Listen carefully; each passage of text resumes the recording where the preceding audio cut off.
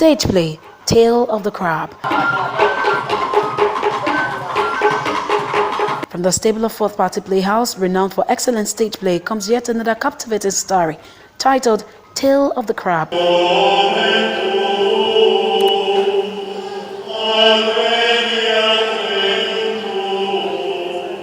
I will not take such insolence from a child like you. Okay. It is still news that Sophia Pride Hotel was raised by fire last night, yeah? Speaking about the inspiration behind the play is a playwright and director Olalekan Adeniyi. Well, looking around our society, seeing so many things going wrong, I believe that the home is to blame in terms of the decadence that we have in the society today. He also spoke on expectation. We should look out for a lot of moral instruction, if you permit me to use that word. We should look out for a lot of entertainment, and we should look out for good acting. It's a time of relaxation. Here's what some of the casts said about their roles in the play itself. Appearing in the party scene, I don't want to give it out for now because I want you to go there, watch it. But it's a story about parents, most especially, how you need to train your child in the right way. Tale of the crab simply means practice what you preach. Don't let people see that. Okay, don't reflect white when you are black. Just be yourself. I'm playing the role of Rosina, a stage manager, house manager, not house help.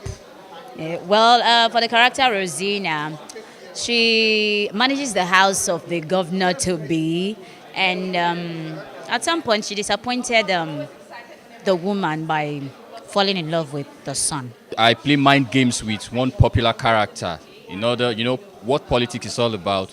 You have to play mind game with people around you. You have to be deceitful at times and stab people at the back.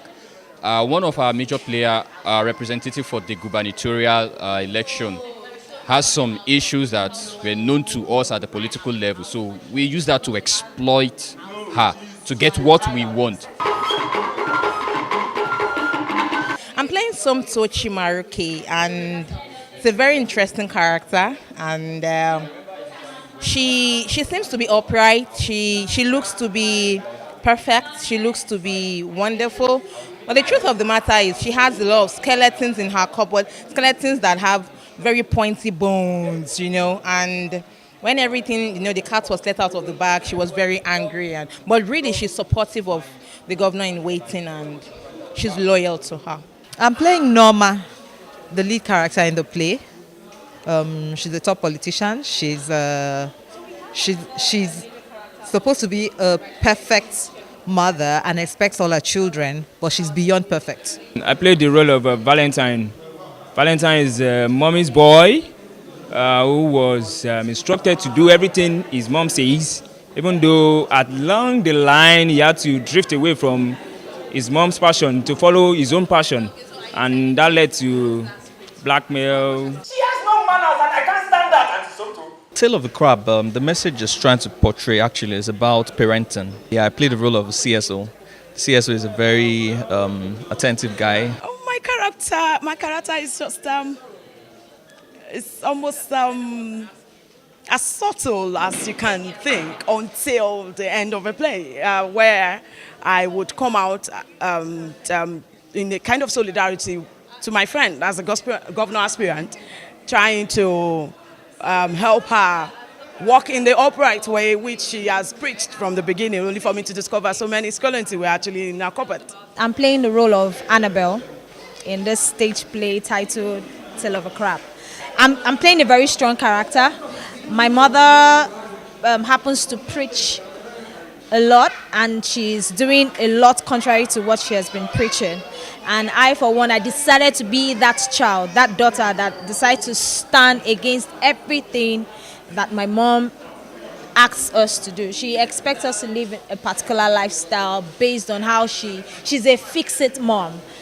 So I'm playing the role of a daughter that comes out and say enough is enough. Let us make our mistakes, let us live our lives, let's live the right way. You don't have to fix things. The event retailed at Cinema One of the National Theatre was graced by art lovers and fans who chose to celebrate Easter with Fourth Party Playhouse.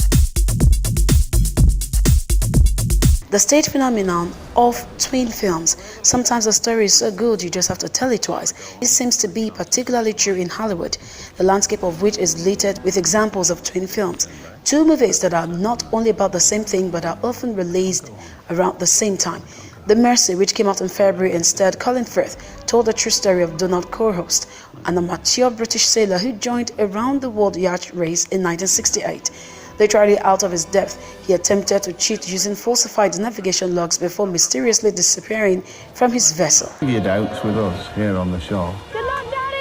The story was so extraordinary that two different directors, James Marsh and Simon Rumley, thought it worth making a film about. So both did. Studio Canal, who already had Firth's film in development, avoided a slightly awkward situation by buying the rights to the other one as well. It's a bit of a unique situation, said Mike Riley, producer of Rumley's Crowest. There's two films, two very different films about the same thing, except it's not unique at all. In fact, it happens surprisingly frequently. So the question becomes,